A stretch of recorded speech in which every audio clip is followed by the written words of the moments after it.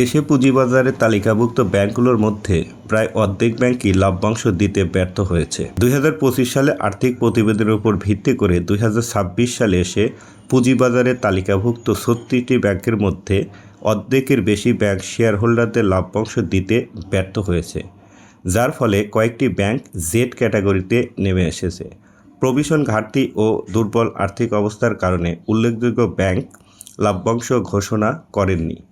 এই ব্যাংকগুলোর মধ্যে রয়েছে বাংলাদেশের সবচেয়ে জনপ্রিয় Islami bank PLC, standard bank PLC, social Islami bank PLC, SBAC bank, IFIC bank, UCB bank, mercantile bank PLC, AB bank PLC, Al Arafah Islami bank, Rupali bank PLC, national bank limited, NRB bank, NRBC bank, one bank, premier bank PLC এবং Bangladesh development bank. তবে এর মধ্যে 16টি bank তাদের লভ্যাংশ দিতে পেরেছেন। 2026 সালের মে মাসের তথ্য অনুযায়ী উচ্চ ঋণ খেলাপি এবং প্রভিশন ঘাটতির কারণে বাংলাদেশের পুঁজিবাজারে তালিকাভুক্ত 36টি ব্যাংকের মধ্যে 16টি ব্যাংক তাদের লভ্যাংশ দিতে পেরেছে।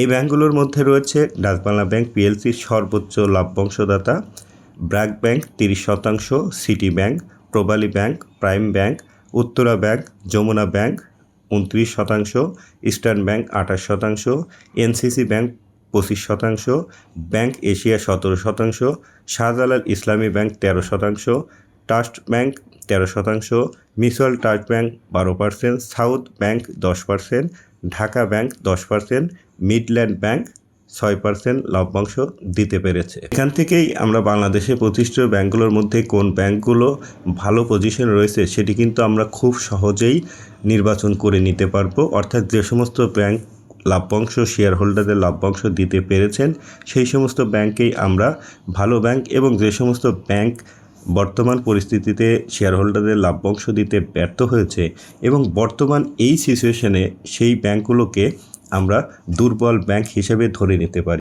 পরবর্তীতে হয়তোবা ব্যাংকগুলো ঘুরে দাঁড়াবে, তাদের পূর্বের অবস্থানে ফিরে আসবে, কিন্তু আপাতত এই মুহূর্তে আমরা ভালো ব্যাংক হিসাবে লভ্যাংশ দিতে পারা ব্যাংকগুলোকেই সিলেক্ট করব। তো সবাইকে ধন্যবাদ। আসসালামু আলাইকুম।